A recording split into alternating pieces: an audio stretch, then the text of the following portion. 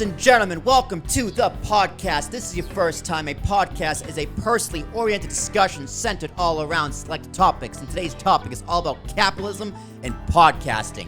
Our guest today is Gabrielle Rene, a financial planner, tax expert, as well as the host of the Talk Money with Friends podcast. We're going to do a deep dive into who she is, why she has a podcast, take a look at the current state of capitalism as well as the housing market, and try to figure out what exactly Bidenomics is. So, without further ado, let's hop right into it.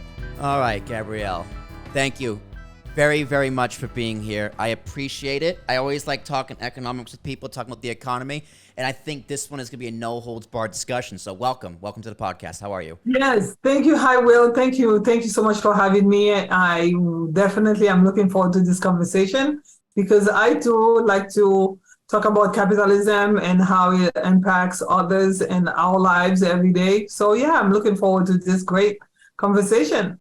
I'm very glad you have a podcast, first of all, because I think a lot more people like you need podcasts, meaning financial experts who own their own business and kind of need to educate people of either the working class or even people above the working class who just don't know a lot about economics. It's hard to follow. We were talking before this podcast even started, the news and everything, it's so overwhelming, and CNBC can kind of ignore a certain type of people. So first off, thank you for doing a podcast and actually serving people. So with that being said, please introduce who you are, what it is you do, and like who you serve.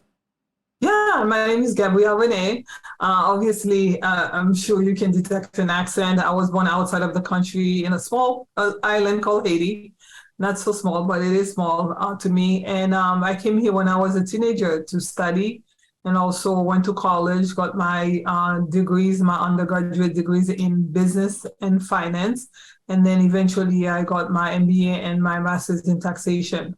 So I went into this industry because I wanted to learn enough about it so that I could share and also educate my community. And those, like you said, it doesn't matter what your background is. If you did not study finance or taxation, you will be at a loss. So people like me who have done the work I'm able to explain things in a way that you can understand.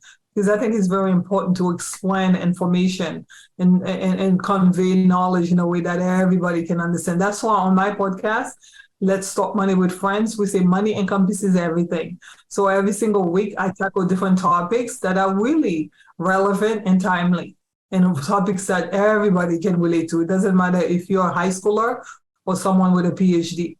Unless you have your PhD in economics, or even if you have your PhD in economics, you will get something because we tell stories, narratives. Narratives are important. We tell stories and everybody is able to relate to those stories. So yeah, I would encourage everyone to tune in and really participate and let us know what you think about this podcast that we do.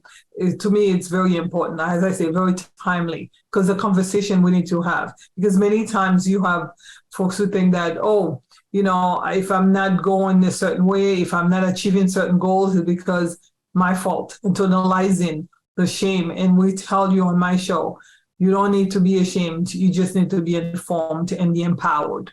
So yeah.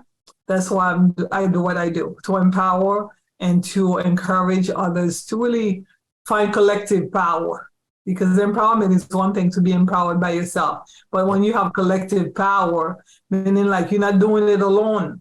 That's why the podcast is very important, because when you hear others, because I have guests, Will, that comes on the show, just like I'm a guest with you, and they have their stories, they tell their stories, they really share in depth about their experiences, so others who are watching are able to say, I've been through that too, and I thought that about myself. I didn't have to.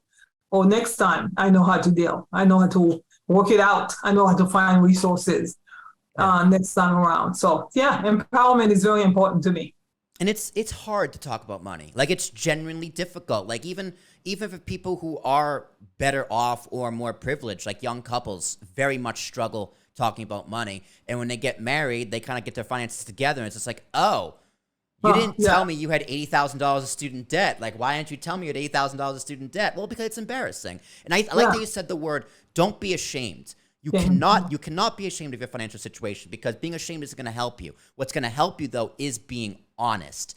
But with that being said, like, with being so hard to be honest about money, how do you get guests to open up and be honest about their financial well-being? Because I could do it, but I don't know if I'd like to do it.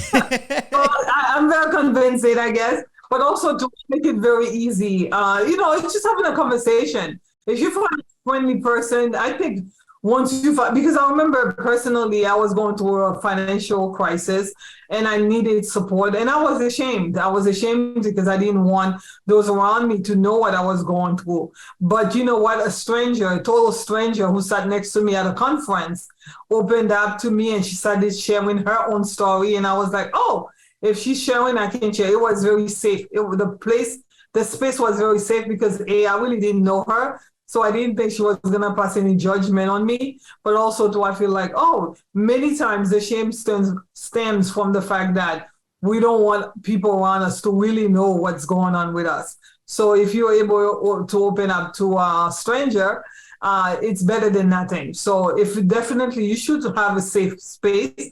You should have friends and family members that you can trust to open up and let them know. Because at the end of the day, like you said, the shame is going to kill you. I know people personally, folks that I've worked with in the past, folks in my community, folks that I've known over the years who have done the worst. And by that, I mean like in their lives, because of the fact that they were going through a financial crisis and they were too ashamed to open up, to just open up and talk to someone. You never know who has the answer. You never know who has the solution.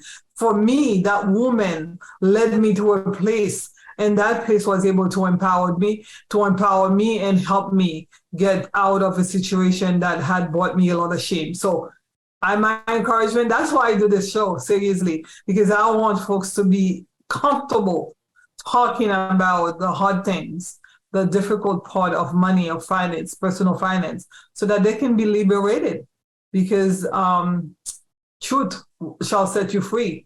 But you gotta know the truth. And the way you know the truth is by letting people know what's going on so that they can share truth about what's going on with you, how you can go about finding solutions, and all the resources that are available. Many times we are in our homes or, hiding with shame, and we don't know that there are plenty of resources available to help you get out of your shame. So the conversations that I do on Wednesdays on Let's Talk Money with Friends, we share resources, we share narratives, and we just share love. To me, that's what we're sharing. We're sharing a lot of great information to help empower our community and our viewers and listeners. The resource is a big one, right? Because even myself, I'm sure there's more resources I could be using. I'm here in New Jersey, but I did grow up in Massachusetts, especially the Boston area. Very progressive place. Boston is a phenomenal, gorgeous city. But I'll use my uncle as an example. My uncle, this is a way of taking advantage of the system. So even though he's he was on I guess pension, but his pension was so low because he used to work for the airlines. He's technically on food stamps. He's in Delaware, but he didn't even know that was a system to be put in place because he didn't think to ask, and someone had to tell him. But the key to that story is resources and providing resources. In Boston, like the third or fourth most expensive city in the country, as much as I love it, it's a gorgeous place, it's really, really effing expensive. So like, what are the best resources for anyone? Because even New York, major city, super expensive. Nashville becoming expensive. Austin becoming expensive. LA always is expensive. So if someone lives in these metropolitan areas, what's the typical resource, and what's the best way to find the resources? The best resource is your neighbor. I love that. Your neighbors, your neighbors. And I don't mean the person just living next to you, but everyone that you meet, they're your neighbors, and you need to open up and have conversations, and engaging people and letting them know that you are here and that you are a working class family and you are looking for resources. And of course, you have to use your judgment. If you think that someone is like a little off, you don't want to waste too much time with that. But most people, many other folks that I've met, are very open to share. So definitely your neighbors, and also to coming out and be part of the collective in your community, because there are organizations that are doing great work, either in housing or in healthcare, childcare. There are organizations that, just like, for example, religious organizations such as churches. You have to come. I know for my church, every Sunday, we say to my pastor says to the audience, to the membership, if you are going through a hardship, please let us know, because we are here to help.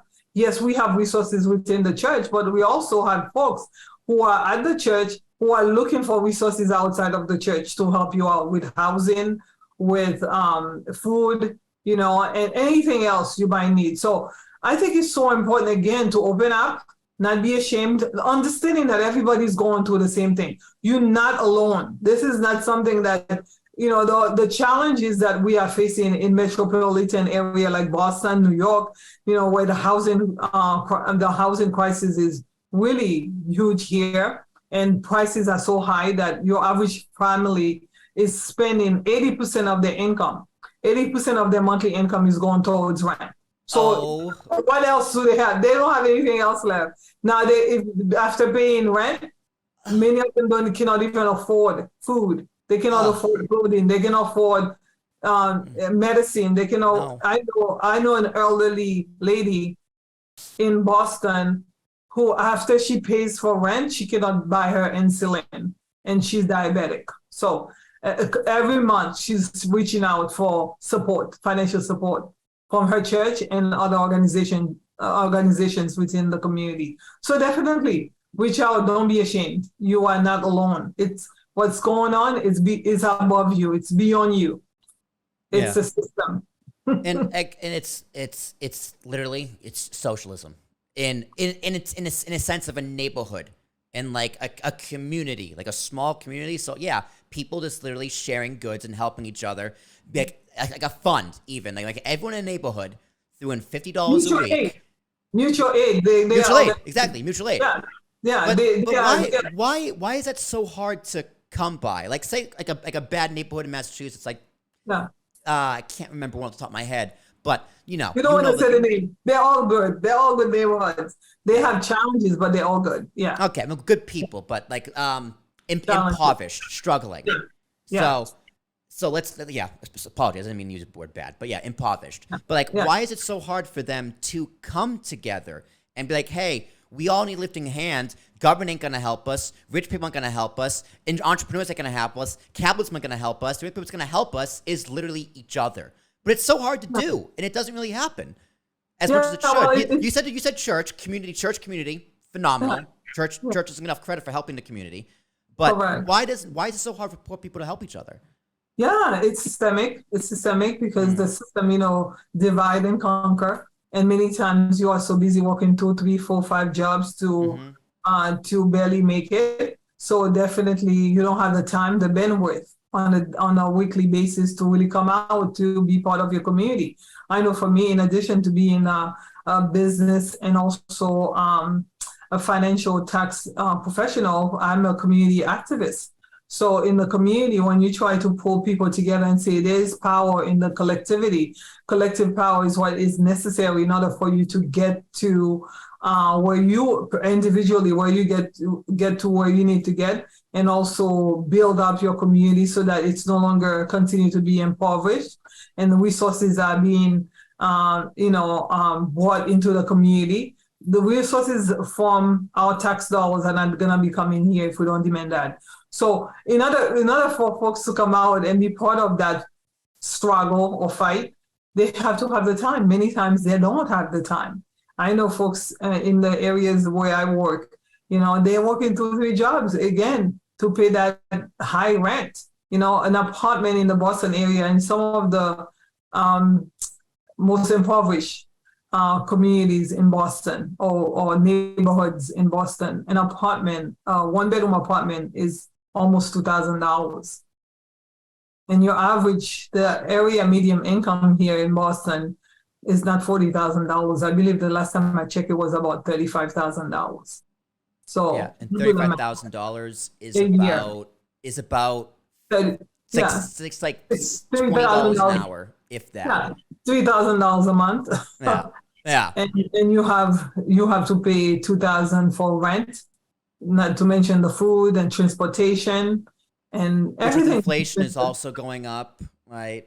It's still up. So like we had supply chain issues, Yeah. which okay, but the supply chain issues have kind of subsided, but the prices are still up, Still and up, yeah. the shrinkflation is still a thing.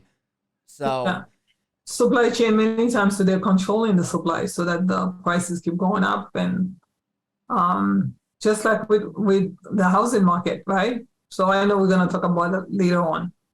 yes, we will. But on Yeah. on the topic of like supply chain, because it's more just monopolies. So Correct. how would you define a monopoly? Yeah. Well, I mean, when I was in school studying, it's almost like, when you have total control, when a few major players have total control of the market. So sometimes it's just one player that has total control. For example, I remember years ago, before Walmart became the Walmart that it is today, where everywhere you turn, there's a Walmart, right? We had mom and pop stores that, we had access to. People had businesses, and then all of a sudden they came to a community and said product dump. Literally cut prices so low that your mom and pop couldn't keep their business open. So definitely, I think it is the capitalist system. Like, everybody's looking for lower prices. Everybody's looking for access. And that's one of those companies. That's what they're able to do. They have economies of scale. They're able to have products available to the consumer at a very low price. But the price cut that you receive, the discounts that you're receiving did not come easily. It came at a price to those who are manufacturing. We just talked about the fact that I've been to China when I was in grad school. I actually spent a couple months, I think it was like 6 or 8 weeks in China. And I was able to be one of those people who had the privilege of going to manufacturers. We saw the workers and we saw the conditions that they were working under. And also many of them had an opportunity to have conversations with us. And not only reading from, the books, but you being able to see folks who are working 16, 17 hours a day and not be able to make $10 a day. So at the expense of us coming here, being able to go to chain stores like the one that I just mentioned, be able to get discounted products. But trust me, I was saying to you earlier today that I read this book this month or last month, Conscious Capitalism. And John McKay, I believe his name is, he's trying to convince us that there's such a thing as conscious capitalism. And I will beg to differ, because I think that at certain levels, at the top of the pyramid, yes, you might be able to experience that. The shareholders, stakeholders at that level, they might be able to say, yes, I've experienced conscious capitalism. But those who are at the bottom of the pyramid will tell you differently. You ask someone who works for a multinational corporation in my country where I was born, in Haiti, they'll tell you making $30 a month, working 15 hours a day is not very conscientious. Yeah, I would agree. American capitalism, it affects Americans heavily for the better and for the worse. Now, as we're moving on, it's going more towards the worse, at least in my opinion. But globally, it's even worse. This cell phone right here that we all enjoy. I don't even know how much I paid for this. I couldn't tell you. But like $1,800 for the iPhone 13, $1,400. Yeah. But the human cost around the whole rest of the world, how they just the cheap labor that American companies say they don't use, but they totally do use. They do. It's almost unavoidable. So yeah, I would say on an international level, the real cost of capitalism is, unquantifiable. But at the end of the day, externalities, right? That's what they call. Why the externalities? Many times they're not talking about how it's impacting the environment. How it's because I remember the year that I went to China in Beijing, people had, before COVID, people were wearing masks. because of the pollution. Mm-hmm. It was so polluted over there. Cancer externalities, like there's high rate of cancer in that country. Healthcare is a big thing now because of all the things that they didn't know. Because we have environmental protection agencies here in this country, but when those multinational corporations or these big corporations, they go overseas, they're not governed. They're not governed under the same guidelines that they govern here. So many times, they bypass so many regulations to get to the bottom line. And yes, we get to, as a matter of fact, I get to benefit. Everybody gets to benefit because, like I said, when I go to one of those chains and I get a discounted shirt or a discounted product, I am part of the problem that's causing the hurt and the pain and the difficulties that people are experiencing overseas. Well, we benefit. We do benefit from lower cost of things. However, back to the monopoly point, like a Walmart, like you can't say Walmart of itself is monopoly, but like Walmart, Target, and like another store combined, like an Amazon, can be considered a monopoly because, yeah, the prices are low, but if we had more competition, they might be lower, right? We don't know, and we're never gonna know because it's arguably a monopoly, right? Correct. I mean, they find a way because of the power that they have, economic power that they have. They find a way to alleviate others and then stand alone. Yeah. But, and when they get too powerful, it's supposed to be, one, the government steps in and creates regulations, or two, the workforce comes in and unionizes and pretty much fights for the right. And we're kind of seeing one happen and the other one being completely ignored. And the one I'm saying that's happening is unions and labor movement. And I support unions. If you want to join a union, I support your right to join a union. Would I personally join a union? Honestly, I don't know. I think unions are phenomenal when they work, and they're really bad when they don't. Because we can talk about unions and the positive benefits they have, and don't get me wrong, they're there. You have a voice, you have a chance, a fighting chance. But unions are also super corrupt, and we see corruption at the top. If the union gets too big, it gets corrupt, and they end up working with the bosses to screw the workers even more. So, what are your overall thoughts on unions? And do you think you cannot be sleeping with the enemy? First right, and foremost. Exactly. You gotta stand with the workers, or you gotta stand with the organization. I know in Boston, I'm very familiar with tenant organizations or tenant union. So it's very important that if you're gonna stand with tenants or you're gonna stand with workers, that you stand with workers. If not, you are gonna be bought. You are gonna be bought because the big banks or the big corporations, they have money that the working class doesn't have. So in order for you to stand with them, you have to really make a decision that you're gonna stand with them. But it's not easy. I mean, unlike you, I feel like unions are very important. That's the collective power that I talk about. In order for you to get anywhere, you have to find common ground with other people and being able to stand as a collective, because you do it by yourself, you're not gonna get anywhere. So I know you said you don't like union, but try to do it alone. Trust me, everybody's trying to do it alone, always lose, because you don't have the economic power, you don't have the social power, you don't have the political power to stand against anybody by yourself. But once you work as a collective with your neighbors, with your coworkers, or with the tenants next door to you, yes, you're able to make things happen. I've seen it firsthand. I've seen places where folks were getting evicted or folks were being pushed. The community is getting, but worse case scenario, everybody was getting evicted out of the community, but a handful of people, a group of people decided, you know what? We shall not be moved. We're not going anywhere. We're going to stand and fight, and we're going to do it as a collective, not as an individual thinking that I'm smart enough, I can do it all by myself. If you think so, you're going to get buried alive. But if Right. you say, you know what, I have something, my neighbors has something, or my neighbors have something, and we all together, let's put our heads together and fight this and stand for what we want, stand up for what we want. Guess what? Many times we have, just like a union, a workers' union, collective bargaining, where people are able to sign collective bargaining agreement that they're happy with.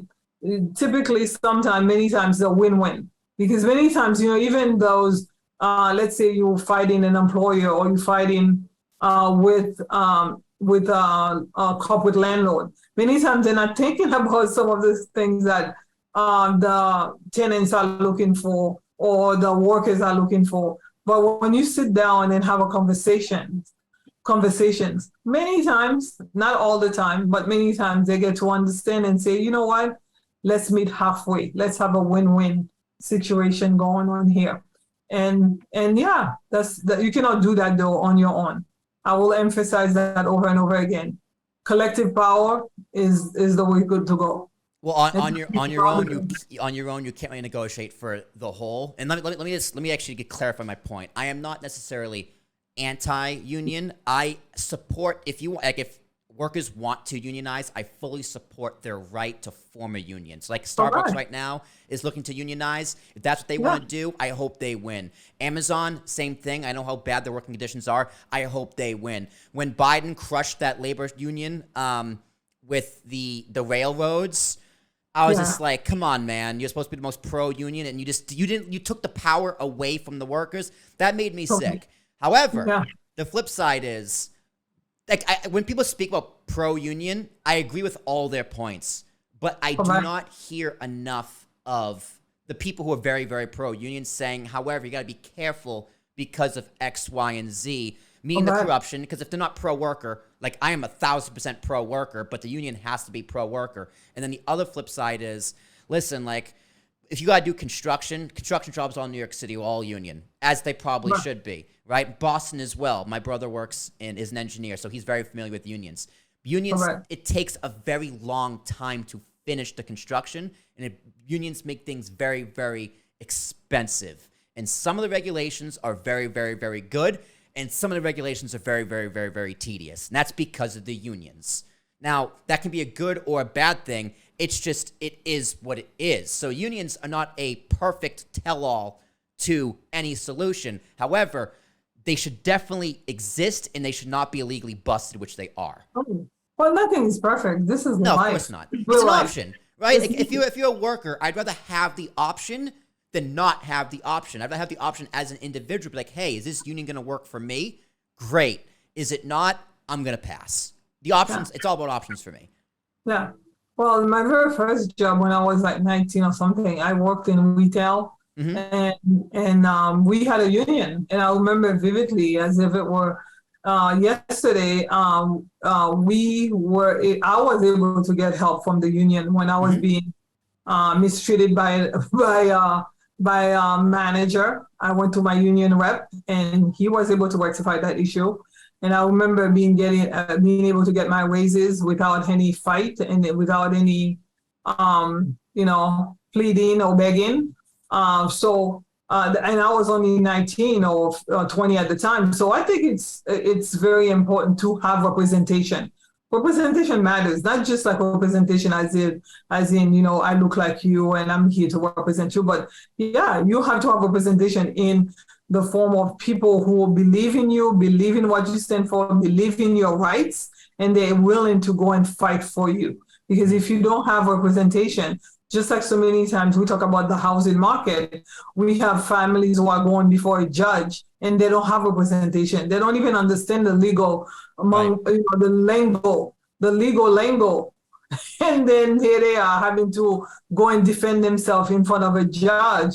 Whereas the big landlords, the corporate landlords, the big time landlords with multi-million dollars, they have representation. 90% studies have shown that 90% of landlords in this state of Massachusetts have representation when they're evicting a tenant. Whereas a tenant, less than 20% of them have representation because they cannot afford it. And then in Massachusetts, there's not a right to, you don't have a right for representation, a right to consult. You don't have that. So it's very important to know that for many families, they're already bombarded with so much that are happening every single day. It's so important that they have somebody who can help hold their hands when they're going through a process. So yeah, you're negotiating your contract at work.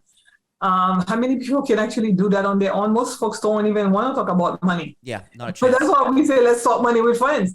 They're embarrassed. I was talking to a performer the other day, and he's like, Gabrielle, I love to perform. I love music. The only thing I don't like is that part where I have to negotiate my contract. Right. I need someone to do that for me because I know over and over again, I've been taken advantage of. I've been paid less than I should have been paid for a job because I didn't know how to negotiate a fair and reasonable contract. So yeah, with housing, you have to be able to negotiate a fair and reasonable contract. Your rent increases. Why are they going up 50%? You have to be able to say, no, I cannot afford this. I need you to negotiate something lower. And in order for them to do that, they need to be part of a tenant union or a tenant association. Likewise, if you're at work and you're looking to negotiate a fair, reasonable rent increases, income, salary, guess what? You need representation. Yeah, it takes time, but hey, we all have time. We all have 24 hours, right? Yeah, sometimes we don't have enough time because, like we said, we're all paying we're all working 2 or 3 jobs just to make 80. I can't believe you said 80% of their income goes to rent. Yeah, because the area medium income, and you're talking about $2,000 for a single apartment. If you have a child and you're married, or you have a mother, a parent, you need 2 bedrooms now. A 2-bedroom apartment is $2,200. Yeah, and all those people, out there saying, "Why don't you just move?" Shut up. Just stop that right now. It's not easy to move. Moving's expensive. Even moving in town, I moved 2 blocks in my current apartment. It cost me almost $10,000. Yeah, between like the security deposit, the month's rent, the move, the final month's rent, like. But when it was all said and done, $10,000 probably a little high. It's probably about $7,000. But like, I don't have $7,000 just to throw around for a move. Like if I have to do that again this coming year, imagine that every single year when a lease ends because rent's too high. Yeah. What are you out of your mind? Just move. You'll never be able to save $1 because every time you do something, you're saving for your next move. And like, a lot of people let me just say something quickly. Please. We have sweat equity in the city. Many times the cities that folks are being gentrified or displaced out of because big landlords or rich landlords are coming in and they're pushing you out with high rent increases.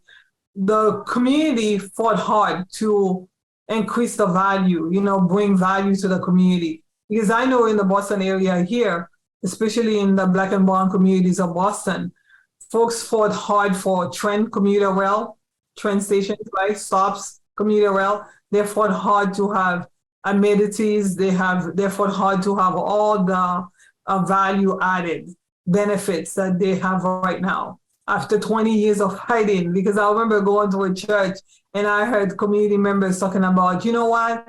We live in this town and we hear the train passing by every single day. And here we are taking buses, taking 2-3 trains to get to Boston. We would like to have a couple stops here in the area. And for 15 plus years, I used to go to those meetings. Folks were fighting. Community members, leaders were fighting. And eventually they got the commitment from our local government to finance a couple commuter rail stops, right? Both of them are in the city. The Black and brown communities.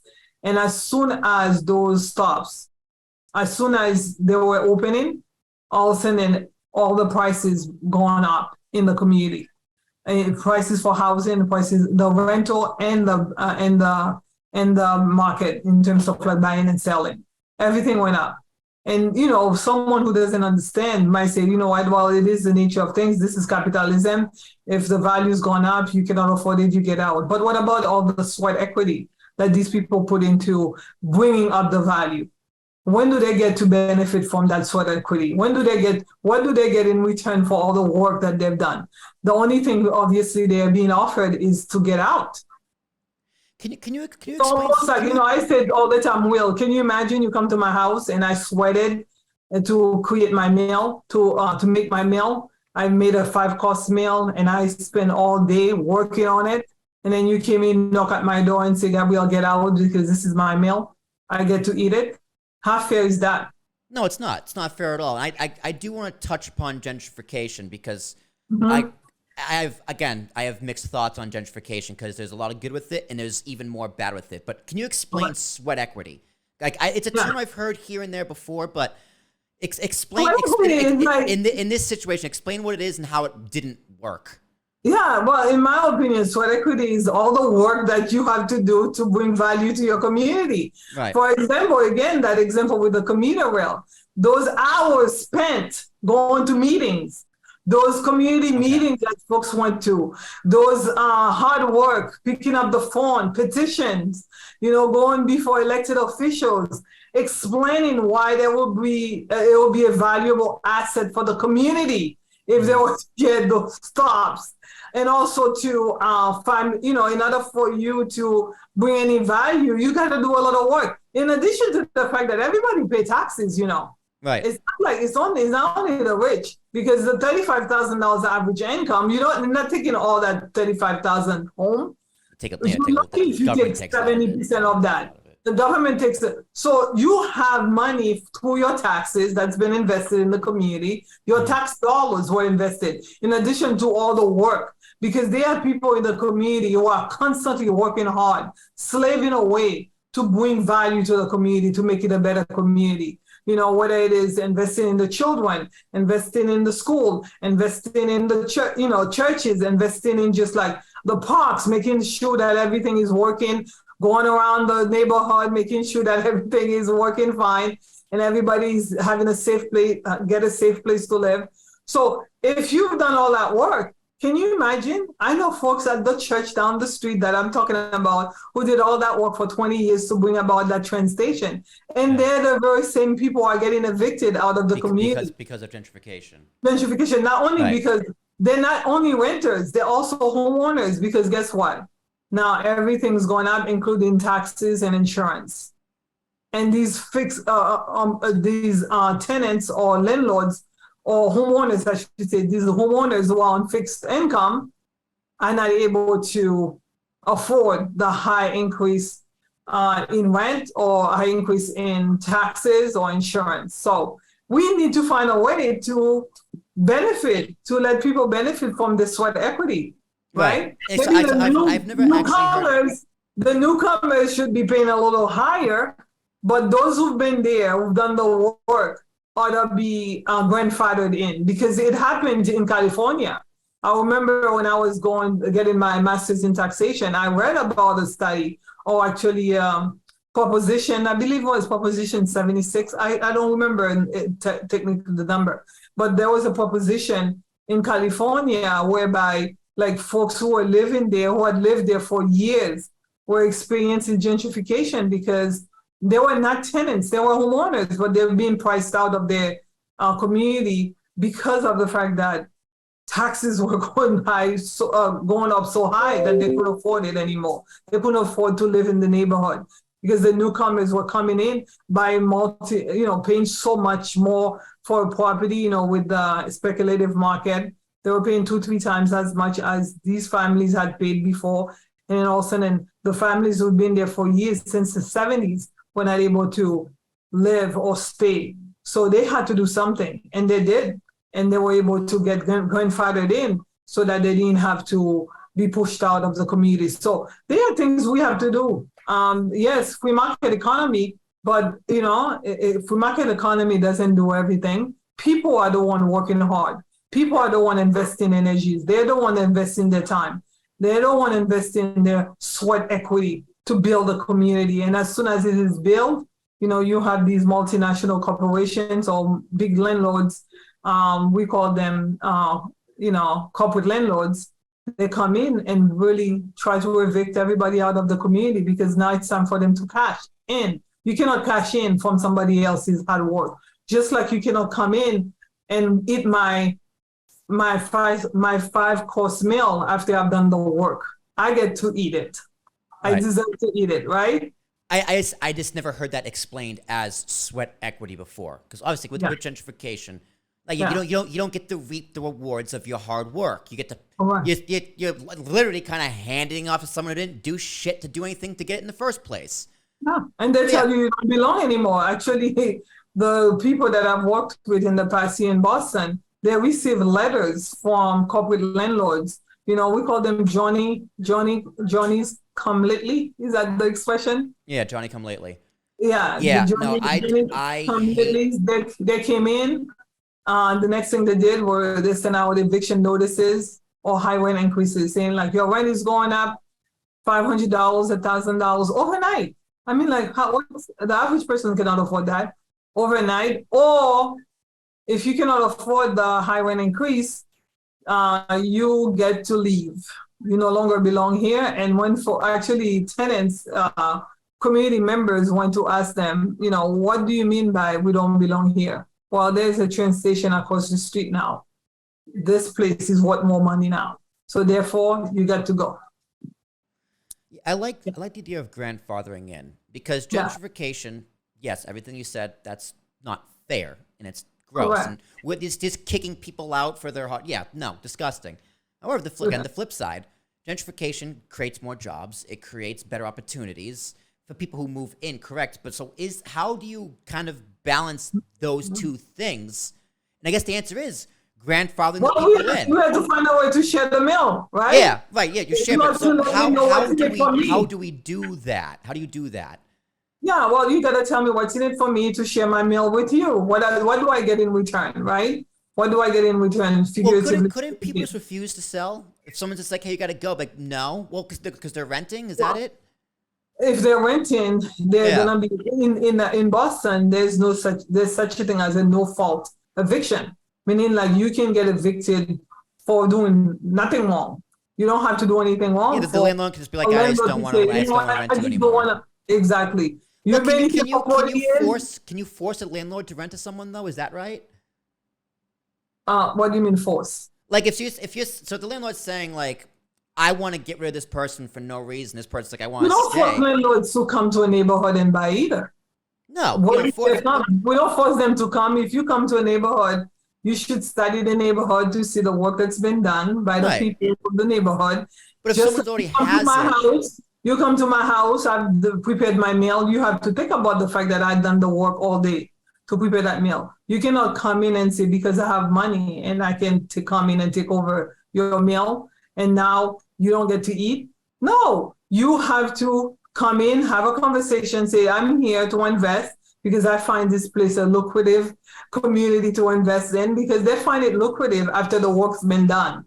Remember that, they will. It's after the work's been done, it becomes lucrative, right? So is this a lucrative investment for me and for my investors? How can we make it win-win? Because what's happening, we're not forcing them forcing them to rent.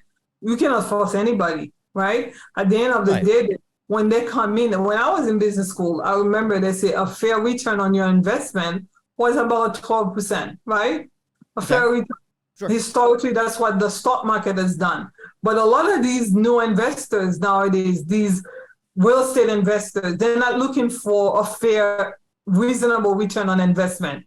They're looking to gouge. Mm-hmm. That's what they're doing. So they're really good at it. Mm-hmm. And they're really good at it. They come to a community and they're looking to extractive economy du jour. They want to come and extract as much wealth as they can from that community after the work had been done by the community members, right? Now they're coming to cash in. So that's why you can either roll over and die and let them do whatever they want to do, or you can stand up and say, you know what, I have sweat equity, I've done the work. If you come here to eat, you can eat, but it has to be fair. How can we make sure it's fair? And it's going to take a fight. It's never easy because, by nature, we're all greedy, right? Greed is the reason why we have the major gentrification and displacement that we've been experiencing in many major communities, cities around the country and all over the world, actually. Greed, because it's never enough. You know about bloodsuckers, right? Of course. Vampires. Yeah, they're vampires. Well, I Yeah. mean, that's just, again, capitalism. But capitalism in itself is a game. And every game has an end. And if you ask me, or you ask people, a lot of working people, we're at the ends. We're at the late stage capitalism, I believe is the term. And I had a podcast a long time ago with a good friend of mine named Chris Engelbert. There's 3 ways the game of Monopoly ends. The game of capitalism ends. Either everyone that one person owns everything and everyone's miserable. Pretty much everyone dies, or you flip the board and it's just pure chaos. No, sorry, it's everyone. It's a capitalist win everything and everyone's just miserable. 2, you just start over, or 3, you flip the board and it's pure chaos. Yes, yeah. And it's weird to me. Survival of the fittest, right? Yeah, but it's weird to me how, like, capitalists, it's all about the money. We say it's all about the money, all about the money. I'm going to tie it back to unions and then tie it back to housing. Like, for union busting, Starbucks, for example, they'd rather pay millions and millions and millions of dollars to fight the union rather than spending hundreds of thousands to give them what they want. Yeah. Which sounds very counterproductive. UPS, same thing. They just won air conditioning in their trucks, which, how did they not have air conditioning in their trucks? That cost them a few $100,000 to really do, realistically.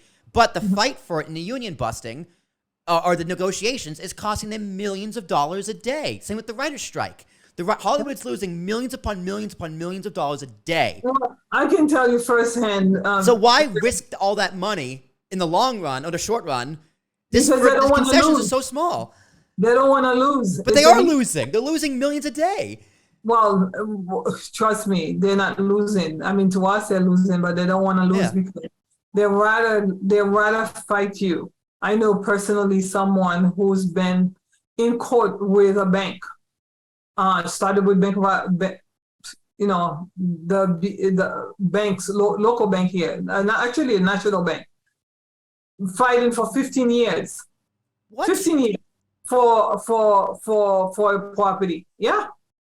All they have to do, all they needed to do, all they've been needed to do is sit down, negotiate a fair and reasonable contract with that person, and say, you know what, go under your merry way. But that would be too easy. They don't want to do that. They want to drag you to the court system because everybody has to eat off of you. I'm telling you, it's blood sucking. Yeah. It's laughable, but it is. Everybody has to eat. They have to drag you to the court system. Lawyers have to collect hundreds of hours of billable hours, right? And you have mounting debt. You have all this, the stress that the families deal with. People have lost their lives fighting those big banks, those same banks who collected billions of dollars from Obama when the 2008 crisis hit the United States, or the globe, I would say, the Great Recession of 2008. Obama in the United States simulated the economy with billions of dollars, the trickle down economy. That didn't never really trickle down. Didn't trickle too far. Never works for the didn't trickle too far. Neither those Trump tax cuts. Neither those Trump tax cuts for the rich. It didn't trickle down too far either. It didn't. So if it did, it didn't trickle down far enough. No, you have families today. Though there are plenty, many of them lost their homes, their only livelihood, their only asset, lost their homes. But those who did not lose, many of them, believe it or not, 2008, a child who was born in 2008, how old would that child be today? 15. There are people who are still fighting today for a home because the bank, like you say, it would be easy for them to have a conversation and say, you know what, this is going on too long. Let me call it a day. Let's have a solution to this. Let's go and, I have better fish to fry. They don't have better fish to fry. If they're choking you, why should they go look for better fish? Yeah. They can choke the life out of you. So I am part of the system. I'm in the system, but it's very important to understand how it works and how it's working against families. And that every single day, that's why we do the show, Let's Talk Money with Friends. We don't want folks to internalize the shame, because there's no shame in your game. You have not done anything wrong, and you don't want to internalize, do harm to yourself, when the truth of the matter is the game is rigged against you.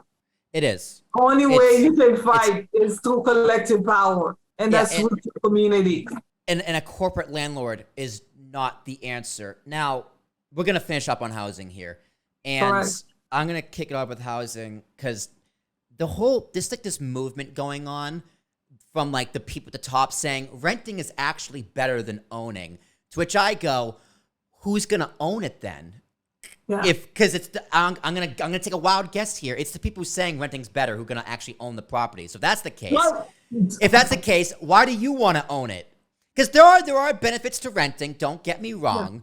Yeah. Like my AC was leaking last week in the built-in wall unit. I called the landlord. She had to come take care of it. She had to pay for it. I just write her a check for rent. However, when I leave and she sells this place, she's gonna make a killing on it, right? So it's like renting a house buying a house has been known as the American dream since forever. Everyone wants to buy a house. It's when my grandma passed, she left like 3 houses. My mom and dad immediately retired. That's the power of owning property in this country. So the people who are saying renting's better, I say, then you sell your houses then and start renting. Lead by example. Yeah. Well, I mean, yes and no. Like you said, there are a number of reasons why someone would choose to rent. If you're transient, you're not like gonna be here for a long time. Especially those who are coming and going in Boston for school, they don't want to buy. Some of them are choosing to do it. If they have the asset, they'll do it because they know a couple of years or a few years appreciation is good for them. But going back again in Boston, many of the people, most of the folks who live here in Boston are renters.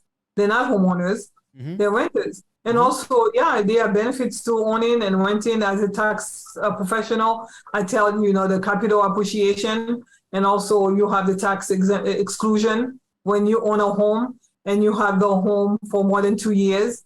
If you sell, up to $500,000 if you are, that's a primary resident. If you sell up to $500,000. Is excluded from capital gain, right? Capital gain. So if for a family, like you said, it would be a great option for them to build equity and build wealth, right? Pass it on to their next generation. But also too, someone who rents has the opportunity to appreciate asset too, or to accumulate wealth if they're paying a reasonable rent, right? If you're not paying 80% of your income towards rent, you will be able to accumulate. You're not going to do the real estate accumulation, but you might have your disposable income going to the market. Or you can save towards buying a house. And correct me if I'm wrong. I say it's what, 30% of your income should go towards rent or housing? Yeah, with Section 8 or like controlled social housing, it would be 30% of your income. Or how many people actually hit that margin though? Most people are paying unless I pay a little more than 30%. I probably pay close to 40. Yeah. But how many people realistically hit that number? I know for me in Boston, only those who are on Section 8 housing get to pay 30% of their income. Or Section 8 or project-based Section 8, those folks are paying 30%. But everybody else, a lot more. But going back again to like, how do you build wealth? Housing is not the only way to build wealth. You can build wealth through a business or investing in the market or investing in your children's education.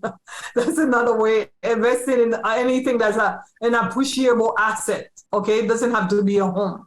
So if you are renting and you're not rent burden, you are able to save, you are able to invest, and you are able to do other things with your disposable income.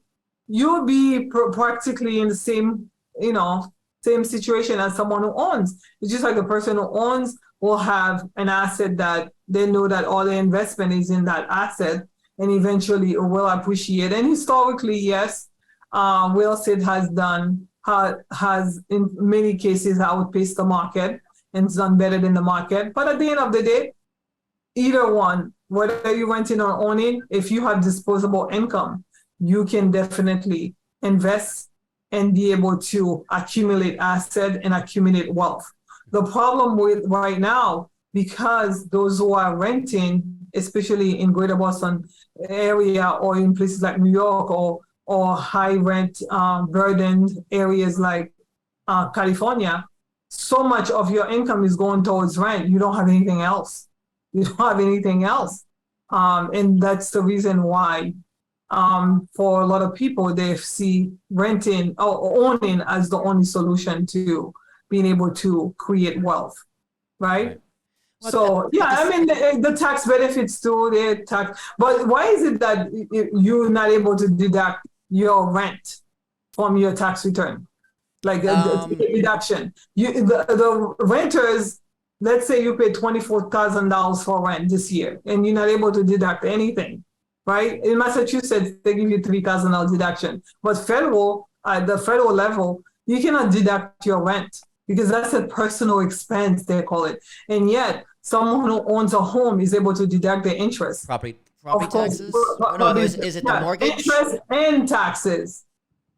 And if it's investment property, all the other expenses. But yeah, you are able to deduct your interest, mortgage interest, and taxes.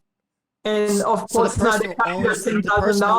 person who owns the house and is renting it out gets to write off gets to write off of the payments you are making. Correct. Exactly. You literally, that's why going back to corporate landlords, you are literally the one paying for the mortgage, you're paying for the taxes, you're paying for the insurance. Yeah, you're paying for everything. But they get to write it off. They get to write it off. And that's why us renters can't, because they can. Right? Yeah. It'd be a double write-off for the government. Why would they do that? I know. They're able to write it off and they get to benefit from all the appreciation so when you own a property, you have the asset appreciation, capital appreciation, and then you have the income. So they're collecting incomes, they're collecting rents, and they have the asset appreciation.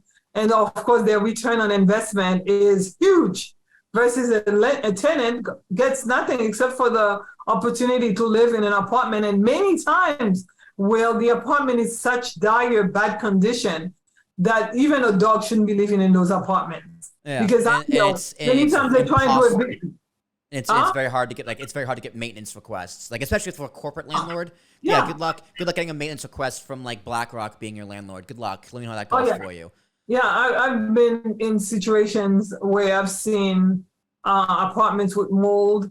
A woman just sent me an email the other day, actually a text with pictures of her apartment, mold, and you have conditions that are so bad that you're like, and you're paying $2,000 a month every month to these people. Yes, but I don't want to be homeless, and they're afraid. They don't want to be homeless. They don't know that they can stand up and fight against this, because you should have habitable and a safe place to live. If you're exchanging a premium, you're exchanging money for an apartment, you ought to have a habitable, clean, safe apartment. But many times, folks are too busy working 3 jobs. Yeah. And also they're too afraid. They don't have the 3 months to go for security, the first and last. So they're like, you know what, because I don't have that 3-month rent to save up, I don't want to worry. I don't want to fight my landlord, because if I fight my landlord, I am going to lose, especially if they're fighting by themselves. All right, let's finish up with rent control. Rent control is another hot topic, which people think can solve a lot of problems, while others think it's going to cause a lot more problems. I already know where you lie, so let me just kind of set the table here. Rent control, for people who don't know, it's exactly what it sounds like. A city ordinance or whomever can make that decision and go, rent cannot go above this price in this building. Now, if I owned multiple properties, the argument for that is obviously people with lower income, and it's a way to fight off gentrification, and it's a way for people to stand a chance and fight against rising rent costs for whatever reasons, greed and whatever. That's a good thing about rent control. I myself live in a rent-controlled building, so, right. Thank you. However, the flip side is and I don't know how true this is, but this is what I hear. Rent control is going to artificially increase the rents of the other buildings that aren't rent controlled, because not every building in the like in a neighborhood or like the town is rent controlled. So whatever building isn't rent controlled is going to be up higher to make up for the loss of the rent control. How accurate is that? You give me a look like I'm crazy here. Please, no. Debunk that, please, because I don't want that to be true. No, it's not true. If anything, it's gonna help reduce. It's gonna help decrease the amount of rent everybody's paying, because if the landlord knows that they cannot get more than $1,000 for this one, or if we know the going rate of increase, meaning like for every year your rent, the going rate cannot be more than 10%. Guess what? Everybody's rent control down here in Jersey, at least, it's based off the CPI, the Consumer Price Index. So it's an adjustable rate based off the economy, which is fair. But then you can be like, okay, the CPI can be rigged, but please continue. Well, in Massachusetts, rent control will impact mostly everybody, not just certain buildings, because there are some buildings I know in Massachusetts right here, we have buildings who already have rent control. What they have is a collective bargaining agreement where the landlord cannot go higher than 3.5% or 2.5% annually. Typically, those contracts were written after tenants in the building fought long and hard to get a collective bargaining agreement. And they were able to negotiate a long-term, I think I had mentioned that earlier, with the landlord. And now the landlord knows for the next 5 to 10 years, the tenants who are in this building who've been here, they've been grandfathered in. Their rent will not go any higher than 3.5%. Now, new tenants that come in, yeah, sometimes they get to pay higher rents. But with what we saw in Massachusetts, we've been fighting for rent control in such a way that rent control policy would cover everybody, except for a few. Let's say if you are on an occupied building, I believe in Massachusetts right now, the rent control legislation that we're fighting for will exempt 4 apartments, like buildings with 4 apartments, meaning like owner-occupied buildings with up to 4 apartments. So those landlords will not be governed by the rent control policies that would be in place. But at the end of the day, let me tell you, monkey see, monkey do. If the corporate landlord down the street cannot go up more than 10% or more than 2.5%, or the CPI, Consumer Price Index inflationary rate of 3.5%, let's say this year, the CPI is 3.5%. If the corporate landlord who has 500 apartments across the street cannot go up more than 3.5%, you think the one across the street from that landlord with 4 apartments is gonna say to a tenant, your rent is going up 20%? How are they gonna be able to do that? It's gonna be impossible, because they know that that tenant is gonna do, they're gonna say thank you very much, goodbye, and then they're gonna wait for an apartment that's empty across the street, and they're gonna go across the street. So protecting tenants with rent control is gonna benefit everybody. Trust me, it's not like the few apartments who are exempt. Somehow they're gonna be able to do whatever they want. They're not gonna be able to do whatever they want, because monkey see, monkey do. And there's nothing, they will not be able to get away with it, because nobody's gonna stay in the apartments if they go crazy. And many of them have been able to charge higher rents, because if you have a 3-family home building, and you're like, oh, I'm charging $1,500 for my 2-bedroom, right? And then you heard across the street that corporate landlord is charging $2,500. What are you gonna do? Again, we are all greedy by nature. We're gonna say, oh, I need to go charge at least $2,000.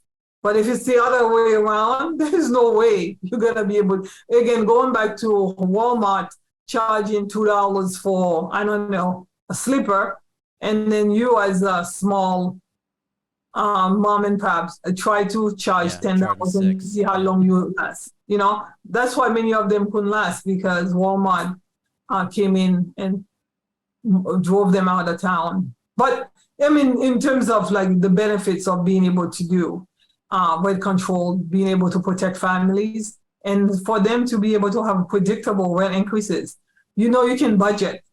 I mean, I know the fear and the anxiety Oh that yeah. these families have had to deal with when you come home after a long day of work and you get a notice under your door saying like, "Dear Mr. Will, your rent that you've been paying for $1,500 is not going up." Can you imagine? $2,000, I $2,500. I was that person a few years ago. You know, I live in Hoboken, New Jersey. We have rent explosions just as much as Yeah. anyone else. I think in the top 100 cities, like most expensive city in the country, Hoboken was number 7, and we're a square mile. Put that in perspective. So yeah, when I found that out, it was like a month or two before, like I was gonna get that notice of my rent going up, and I was Mhm. terrified. I was panicking every single day, just waiting to figure out how much it was, because it wasn't a matter of if, it was a matter of when I found it was going to go up. And like I saw these Facebook posts online of people saying like my rent was up like 200%. I'm like, oh, what the My is gonna, gosh. Yeah. like, you know, I was terrified. And I ended up just calling I couldn't take, I ended up calling the building manager. It's like, how much is it going to go up? They're like, we don't know for sure, but we think it's going to be like 5.5%. And I was like, woo, Oh, yeah. oh, thank God. Right. But like, I it was know. such a sigh of relief. And I don't Yeah. know if that building was rent controlled. I don't remember. But you know, Yeah. Because you it's saw, stressful. It's so yeah, stressful. it is stressful. Housing is a human right.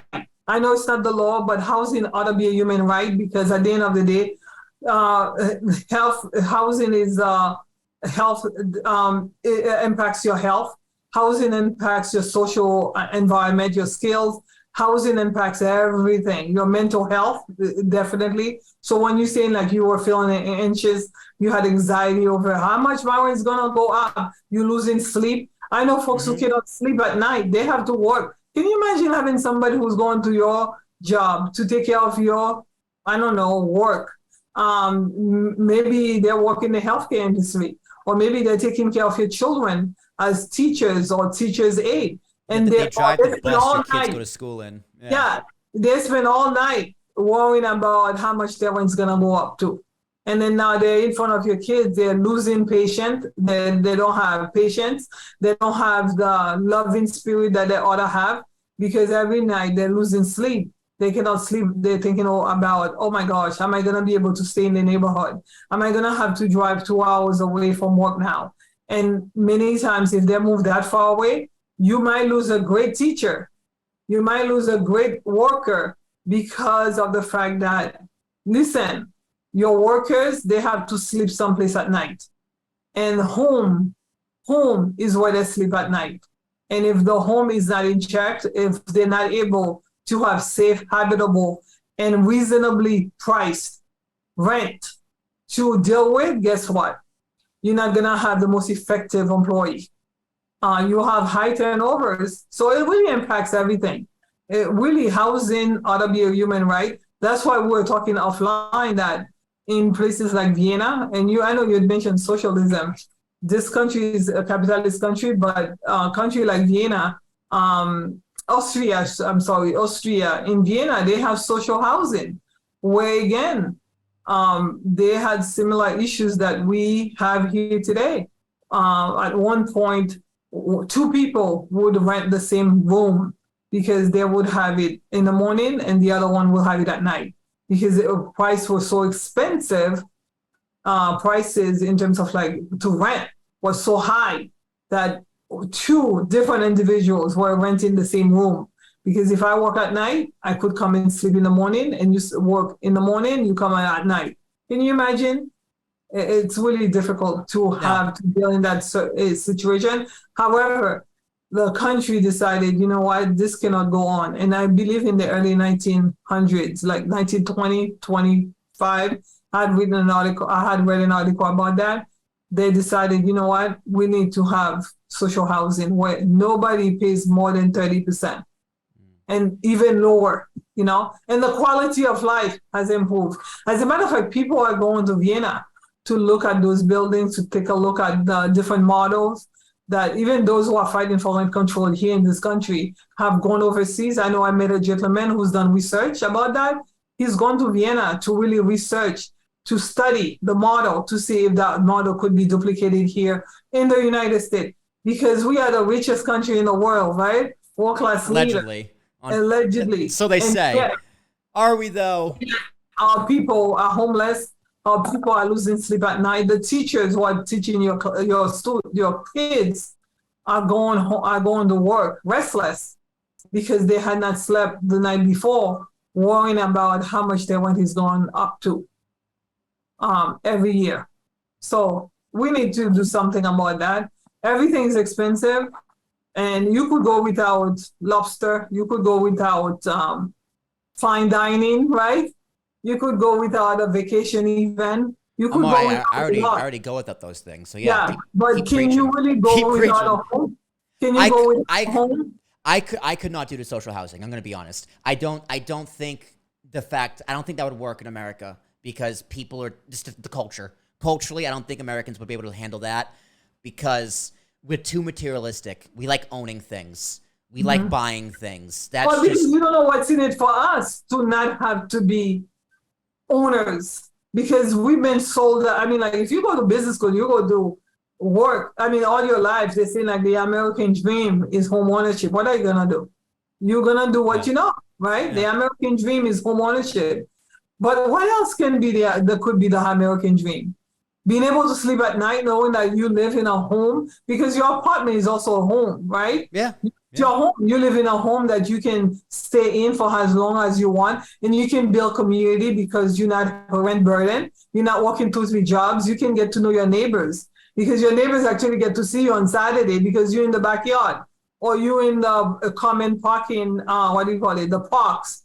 You know, you all hanging around together. You having barbecues together. Because you are not rent burden, and you know this is long term. You're not gonna be pushed out. You're not gonna get gentrified.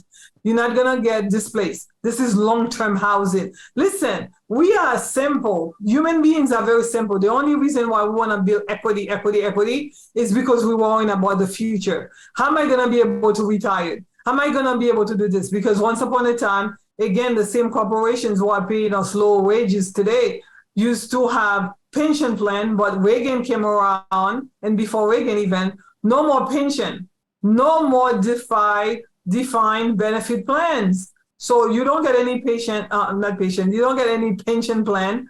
Guess what? Now you're worrying, when I'm old, I'm not able to work 12 hours, 15 hours. How am I going to survive?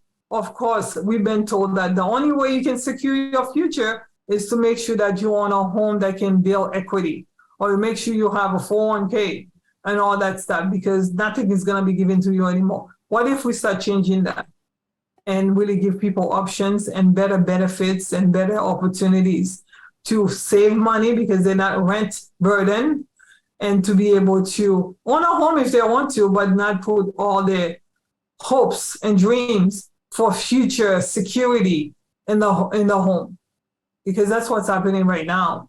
You know, a home is no longer a place where you enjoy family and have fun and build community. Everybody's thinking of a home as this commodity that they get to build up, I guess, they get to have so that they can have future peace of mind and accumulate wealth, because there's no other way to accumulate wealth right now.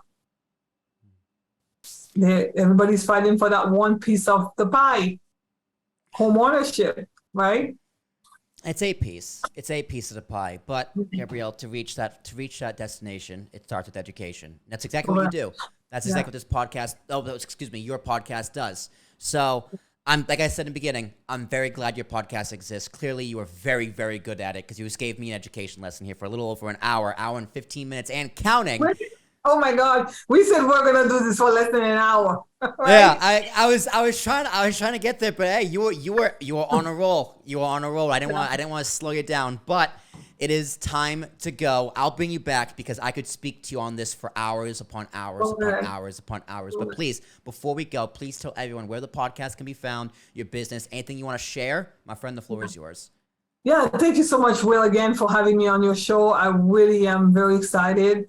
to hear more from your audience. My show is Let's Talk Money with Friends.